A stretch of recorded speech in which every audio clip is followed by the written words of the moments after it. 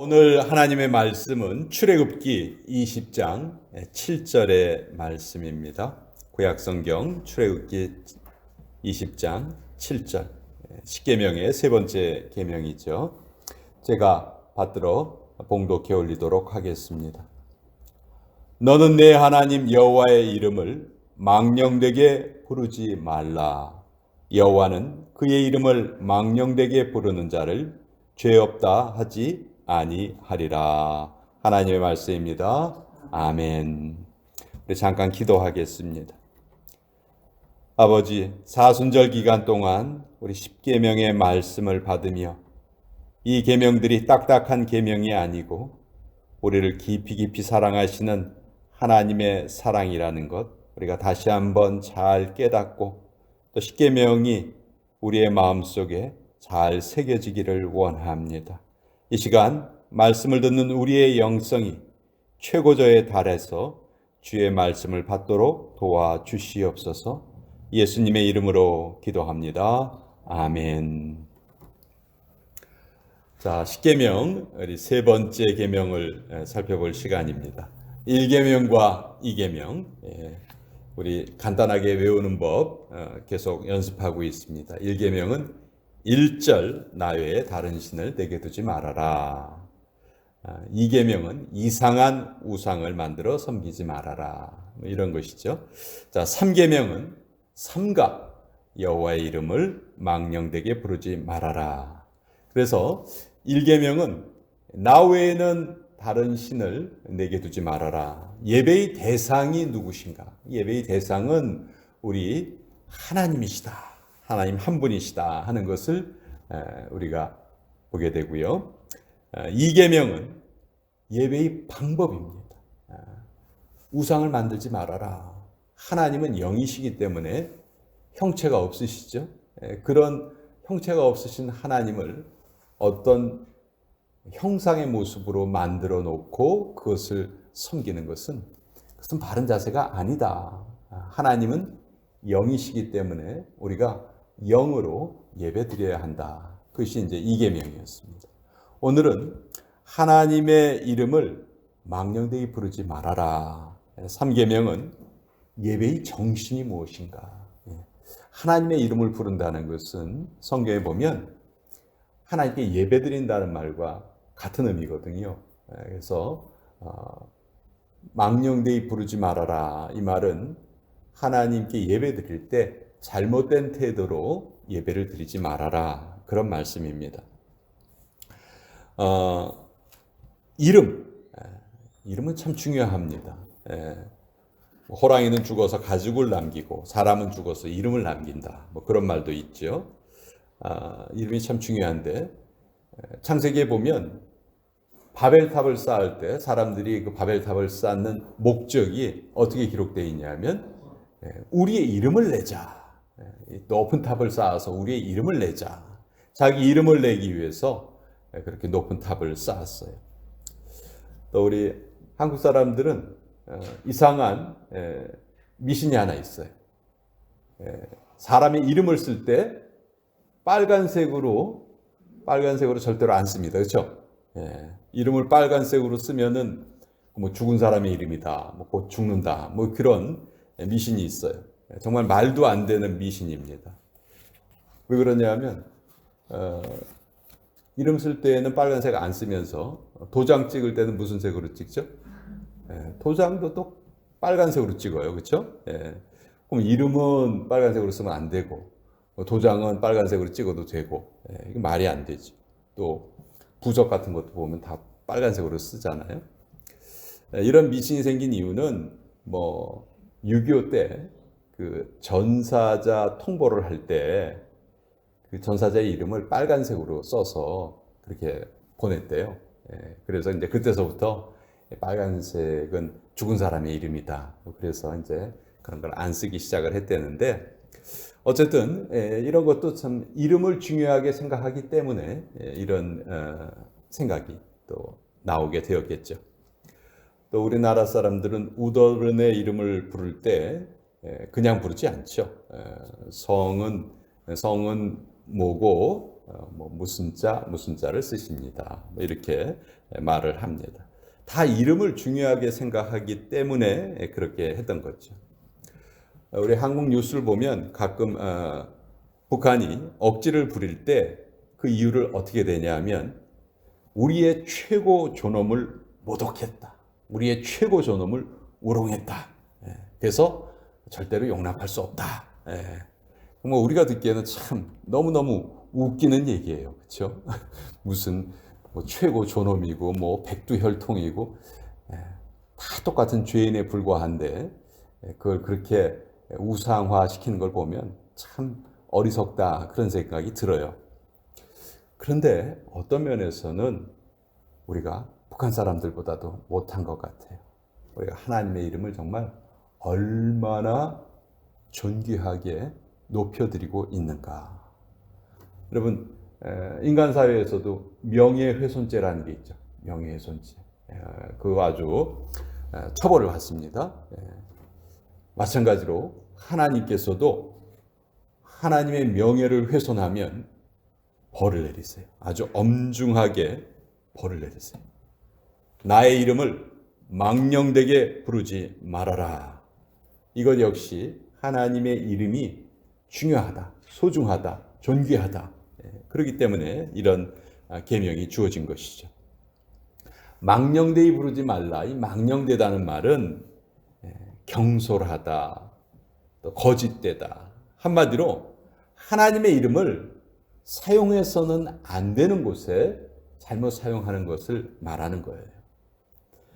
이 십계명에 여러 계명이 있는데 10개의 계명이 있는데 유일하게 이 3계명은 그 죄가 뒤에 붙어 있어요. 그 어떤 죄가 있냐 하면은 죄 없다 하지 아니하리라 이렇게 말씀하고 있죠. 그러니까 하나님의 이름을 망령되게 부르는 자를 죄가 있다 이렇게 선언하시겠다는 거예요. 죄가 있다고 선언하면 하나님은 반드시 벌을 하시겠다 그런 말이죠. 하나님의 이름을 잘못 사용하면 벌을 받습니다. 분명히 하나님의 이름은 구원의 이름이고 능력의 이름이지만 잘못 사용은 안 되는 것이죠. 레위기 24장 16절에 보면 아주 무서운 율법이 있어요. 여호와 이름을 모독하면 그를 반드시 죽일지니 온 회중이 돌로 그를 칠 것이니라. 거류민이든지 본토인이든지 여호와 이름을 모독하면 그를 죽일지니라. 이건 뭐 정말 너무너무 무서운 계명이죠. 하나님의 이름을 모독하는 자는 돌로 쳐 죽여라. 자, 그럼 오늘날 우리가 하나님의 이름을 잘못 사용하고 모독하는 것이 어떤 예가 있을까? 어떤 경우에 우리가 그렇게 잘못 사용하는 경우가 있을까? 첫 번째는 정당한 목적이 없이 하나님의 이름을 부르는 거예요. 미국 사람은 습관적으로 God damn 이런 말 씁니다. God bless죠. God bless you. 하나님이 복을 내리시고 근데 그 좋은 말 놔두고 God damn 하나님이 저주하신다. 욕을 할 때 하나님의 이름을 그냥 의미 없이 갖다 붙이는 거예요. 또 뭐 놀란 일이 있을 때 오 마이 갓 뭐 요새는 한국 사람들도 뭐 영어에 익숙해져서 그런지 그런 말을 잘 써요. 근데 뭐 여러분 생각해 보세요. 하나님의 이름이 그냥 아유 깜짝이야 이렇게 우리가 하는 말에 그런 경우에 하나님의 이름이 꼭 필요해요? 그건 우리가 좀 한 번 더 생각해 봐야 되겠다. 여러분들도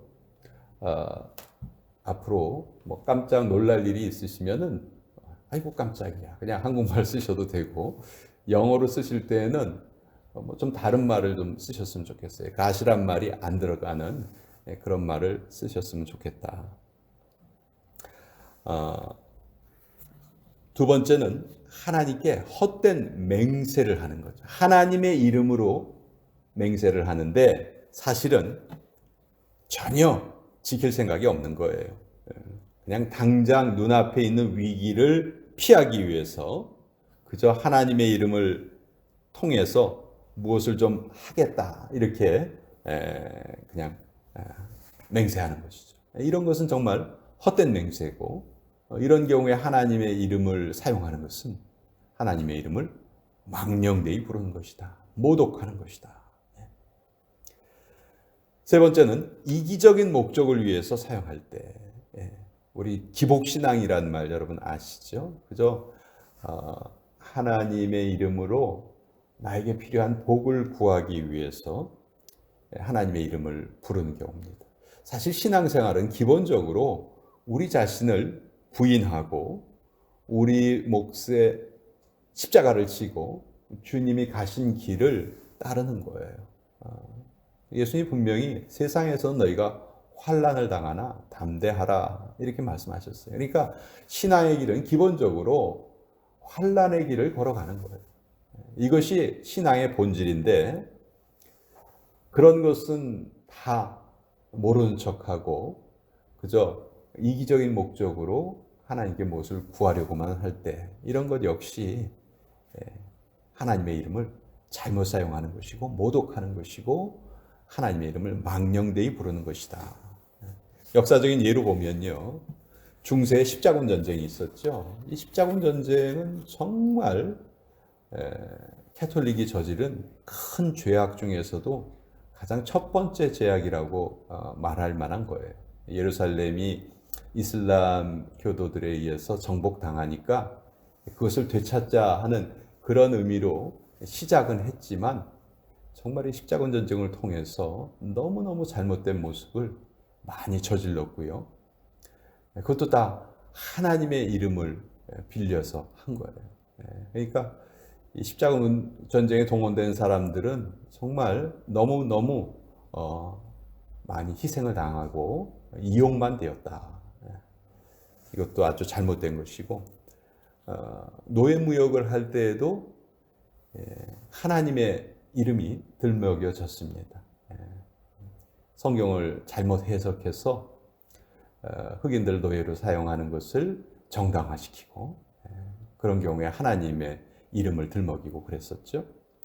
또 히틀러가 유대인 600만 명을 죽일 때 독일군 나치군의 그 군복에는 하나님이 우리와 함께 하신다 하는 그런 구호가 새겨진 그런 군복을 입었다는 거죠. 그래 놓고 그렇게 수많은 사람들을 학살을 했던 거죠. 그러니까 이런 것들은 다 하나님의 이름을 얼마나 잘못 자기들의 그 용도에 맞게 사용한 예인가, 우리 인간들이 저지른 아주 큰 잘못의 예다, 이렇게 말씀드릴 수 있습니다. 하나님의 이름을 망령되이 부르지 말아라, 이 말씀은 적극적인 면으로는 하나님의 이름을 높이라, 이런 뜻이겠죠. 여러분, 우리 잘 아시는 주기도문, 첫 번째 기도문이 뭡니까? 하늘에 계신 우리 아버지요, 아버지의 이름이 거룩히 여김을 받으시오며. 아버지의 이름이 거룩히 여김을 받으시옵소서. 예수님께서 가르쳐 주신 그 짧은 기도문, 우리가 보통 줄여서 주기도문이라고 부르는데 불과 8문장밖에 되지 않죠. 근데 그 8문장 중에서 첫 번째 가장 먼저 나오는 기도의 제목이 뭐예요? 하나님의 이름이 거룩히 여김을 받으시옵소서. 그러니까 우리가 이거를 그냥 말로만 외우는 것이 아니고 정말 한 글자 한 글자 깊이 우리 생각하면서 이 주기도문을 암송을 해야 합니다. 내가 어떻게 하면 하나님의 이름을, 거룩한 하나님의 이름을 보존할 수 있을까? 더 높여드릴 수 있을까? 그럼 우리의 삶의 모습을 통해서 우리가 그렇게 할 수 있다는 것이죠. 또 디모데후서 2장 19절에 보면은 바울은 아주 구체적으로 말했어요.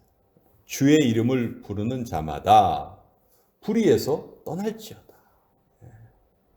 반대로 말하면 불의에서 떠나지 않는다면 아예 주님의 이름을 부르지도 말아라. 주님의 이름을 부른다면 반드시 불의에서 떠나야 한다. 이렇게 우리에게 가르치고 있습니다. 자, 우리 아담과 하와가 에덴 동산에서 저지른 그 잘못을 한번 되새겨 봅시다. 이때 뱀이 뭐라고 물어보냐면 하나님이 동산 모든 나무의 실과를 먹지 말라고 하시더냐 이렇게 물었죠. 근데 하나님은 모든 것을 다 먹어라. 그러나 단 한 가지만은 먹어서는 안 된다. 이렇게 말씀하신 거예요. 근데 뱀이 이것을 싹 바꾸죠. 야, 다 먹지 말라고 그러셨냐? 이런 식으로 싹 바꿔요. 근데 이때 하와가 No, 그건 말도 안 돼. 그런 말씀 하신 적이 없어. 이렇게 정확하게 얘기를 해야 하는데 뭐라고 얘기를 하냐면 하나님 말씀에 너희는 먹지도 말고 만지지도 말라. 하나님 만지지 말라는 말 하신 적 없거든요. 죽을까 하노라. 죽는다고 하셨지 죽을까 하노라 이런 말 하신 적이 없거든요. 그러니까 하와가 대답한 걸 보면요. 마음대로 자기 마음대로 하나님의 말씀을 가감했어요. 더하기도 하고 빼기도 하고. 하나님의 이름으로 말하면서 이렇게 자기 마음대로 말씀을 변경을 시켰던 것이죠. 이런 것이 대표적으로 하나님의 이름을 망령되이 부른 것입니다. 하나님의 이름을 모독한 것이 되는 거죠.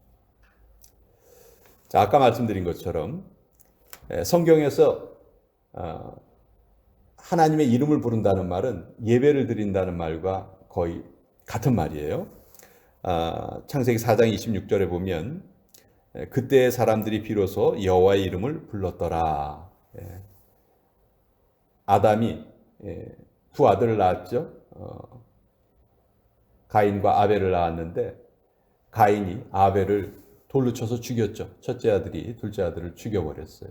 그 다음에 하나님께서 세 번째 아들 셋을 또 허락하셨는데 그때 셋을 낳고 나서 그 이후에 셋이 또 아들을 낳습니다. 그 아들을 에노스라고 불렀는데 그 셋의 아들 때에 비로소 여호와의 이름을 불렀더라. 그전에는 그럼 여호와의 이름을 안 불렀느냐? 그런 의미가 아니고 이것은 비로소 이제 하나님께 바른 예배를 드렸다. 그런 말. 바른 예배를 드렸다는 말인데 그래서 하나님의 이름을 부른다는 것은 예배 드린다는 말이에요. 예배 드린다. 우리 예배 형식을 보면 실제로 예배를 드리는 동안에 하나님의 이름이 얼마나 많이 나옵니까? 찬송은 정말 하나님의 이름을 높여드리는 것이고 또 기도도 우리 하나님 이렇게 시작해서 예수님의 이름으로 끝을 맺죠. 또 그 기도할 때 성령께서 도와주시죠. 그러니까 이 예배의 관점에서 보면 이 3계명은 하나님의 이름을 망령되이 일컫지 말아라 하는 이 계명은 예배의 관점으로 보면 올바른 예배를 드려라. 아까 3계명을 요약했을 때 예배의 정신, 바른 정신으로 예배를 드려라 하는 그런 계명이라고 말씀드렸는데 그러면 예배의 바른 정신이 뭘까? 바른 정신이 뭘까? 예배에는 늘 우리가 드리는 예배에는 가장 경건한 삶의 모습과 더불어 잔치의 모습이 같이 있어야 하죠. 두 가지가 동시에 있어야 합니다. 어느 한 가지만 치우치면 그럼 바른 예배라고 할 수 없어요. 근데 그것을 히브리서에는 이렇게 표현하고 있습니다. 히브리서 12장 28절에 보면 이로 말미암아 경건함과 두려움으로 하나님을 기쁘시게 섬길지니라. 하나님을 기쁘시게 섬길지니. 여기에 하나님께 예배드리는 방법에 두 가지 핵심 키워드가 나오는데 경건과 두려움이에요. 경건과 두려움. 여러분 우리 경건이란 말은 뭐 여러 가지 의미가 있지만 쉽게 말하면 가장 알아듣기 쉽게 말하면 경건은 뭐뭐 하는 척 안 하는 거예요. 프리텐드 안 하는 거예요. 믿음이 좋은 척, 거룩한 척 이런 거 안 하는 거예요. 가장 솔직하게 하나님께 예배드리는 게 그것이 경건이에요. 하나님 잘못했습니다. 하나님 제가 부족합니다. 정말 잘하고 싶은데 또 그렇게 안 되는 경우도 참 많습니다. 그러니 하나님 저를 좀 도와주세요. 불쌍히 여겨주세요. 이것이 경건함이에요. 예배에는 반드시 이 경건함의 태도가 있어야 합니다. 두 번째는 두려움입니다. 이 두려움은 뭔가를 무서워한다는 말이 아니고 돌아온 탕자가 아버지께 갖는 마음, 그 마음이 바로 두려움이에요. 아들이 아버지에게 갖는 마음. 아들이 분명 잘못했어요. 그러나 자기 아버지가 자기를 환영해 주시고 맞아 주실 것이라는 그런 기대가 있지. 그것이 성경이 말하는 바른 두려움이에요. 저는 그저 미천한 종일 뿐입니다. 저는 아들 자격조차도 없습니다. 그러나 하나님께서 저를 아들로 여겨주시고 아들 삼아주시니 감사합니다. 이것이 예배의 정신이라는 거죠. 그러니까 예배의 정신은 가장 솔직한 태도로 하나님의 은혜를 구하는 것. 이것이 결국은 하나님의 이름을 가장 잘 높이는 방법이다. 이것이 바로 삼계명의 참뜻이다.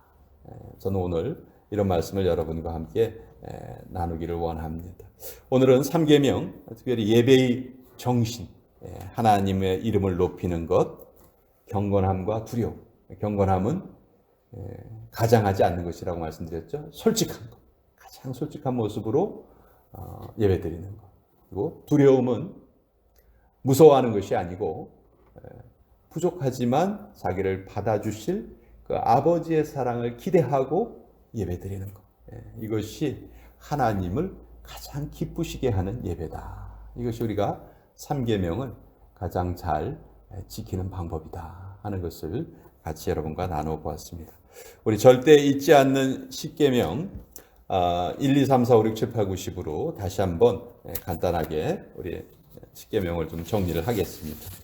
1계명은 1절 나 외에 다른 신을 두지 말아라. 2계명은 이상한 우상을 만들지 말아라. 이상한 우상을 섬기지 말아라. 3계명은 삼가 여호와의 이름을 망령되이 일컫지 말아라. 4계명은 사업을 하지 말고 안식일을 지켜라. 5계명은 오만이 아버지를 공경하여라. 6계명은 육혈포로 살인하지 말아라. 7계명은 칠보단장한 여인과 간음하지 말아라. 8계명은 팔로 도둑질하지 말아라. 9계명은 구차한 변명으로 거짓 증거하지 말아라. 10계명은 10원이라도 남의 것을 탐내지 말아라.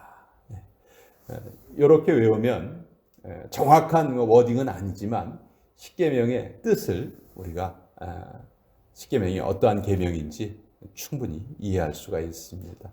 여러분들이 10계명을 너무 어려워하지 마시고 주기도문, 사도신경은 잘 외우시는데 10계명 외워보세요 그러면은 막히시는 분들이 참 많아요. 근데 어떻게 보면 10계명이 이렇게 1, 2, 3, 4, 5, 6, 7, 8, 9, 10으로 외우면은 더 쉬워요. 더 쉬우니까 여러분들이 계속 이거 연습하면서 10계명 그 10번째 계명까지 우리 다 살펴본 후에는 다들 10계명에는 정확하게도 이렇게 암기를 하시고 기억을 하셨으면 좋겠습니다. 자, 우리 찬송가 371장 구주여 광풍이 일어